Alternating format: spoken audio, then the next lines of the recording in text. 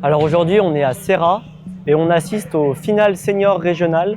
Donc tous les meilleurs seniors messieurs, seniors dames qui se rencontrent pour savoir qui sera le champion et la championne senior, mais aussi le champion double senior messieurs, double senior dames et double senior mixte. Mon rôle, c'est juge-arbitre. Enfin, je passe ma pratique de juge-arbitre. C'est Donatien qui est le vrai juge-arbitre, mais c'est moi qui fais toutes les fonctions de juge-arbitre aujourd'hui.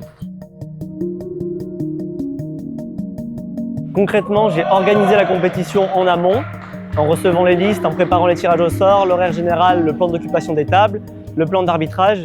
Et je coordonne la table d'arbitrage qui est composée du responsable des épreuves qui fait la saisie informatique et du responsable des arbitres qui applique le plan d'arbitrage et qui s'occupe de la gestion des arbitres en général.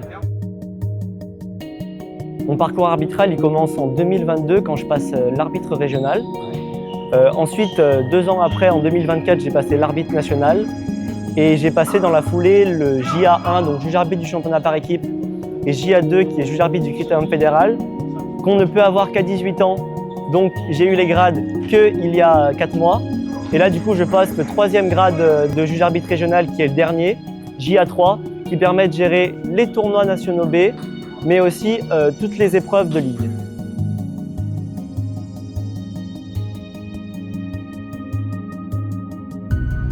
Le plaisir d'être juge-arbitre, il est différent de celui d'arbitre.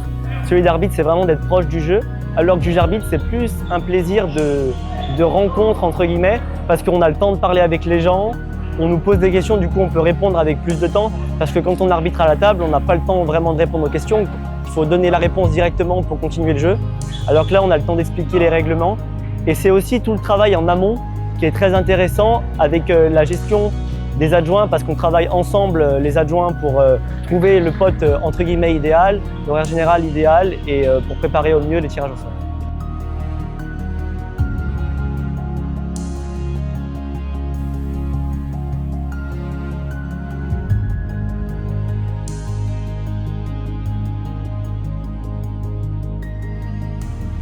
Les compétences nécessaires déjà pour être arbitre, c'est de la rigueur parce qu'il faut rester toute la journée le même entre guillemets et arbitrer pareil. Aussi une bonne qualité d'apprentissage parce qu'il y a beaucoup quand même de règles à apprendre et de situations qui ne sont pas forcément dans les règles à apprendre aussi. Il faut acquérir un peu d'autorité. Souvent ça s'acquiert avec le temps parce qu'au début on est un peu intimidé.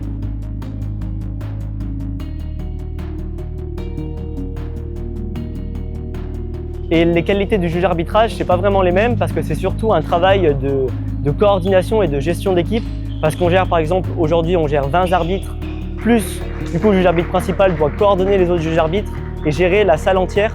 Donc c'est plus des qualités de supervision, entre guillemets, et de gestion d'équipe qui sont nécessaires.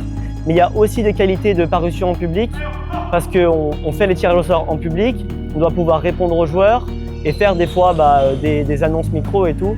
Et ça demande aussi d'avoir une confiance en soi et d'être, entre guillemets, assez sûr de soi.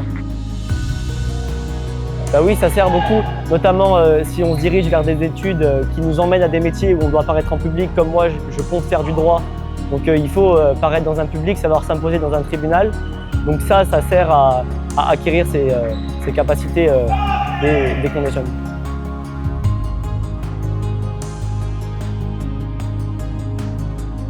Mon ambition, ce serait de devenir, comme tous les arbitres, je pense, arbitre international, voire arbitre international Gold Badge, mais ça demande beaucoup d'expérience et beaucoup de pratique. Et c'est souvent dur à conjuguer avec un métier et des études parce qu'on part des semaines entières à l'étranger. Et déjà là, il faut que j'attende mes 21 ans parce que l'ITTF requiert d'avoir 21 ans pour passer l'arbitre international. C'est très facile de se faire des amis dans l'arbitrage, entre guillemets, parce qu'on se voit sur toutes les compétitions et tout. Et c'est un bon moyen d'avoir du lien et qui peut ouvrir plein d'autres portes derrière, comme rentrer dans les instances ou un peu mieux connaître le tennis de table. Et surtout, ça crée un contact avec les joueurs, donc on peut devenir aussi ami avec les joueurs. Et en fait, c'est le meilleur moyen de connaître du monde et de s'amuser.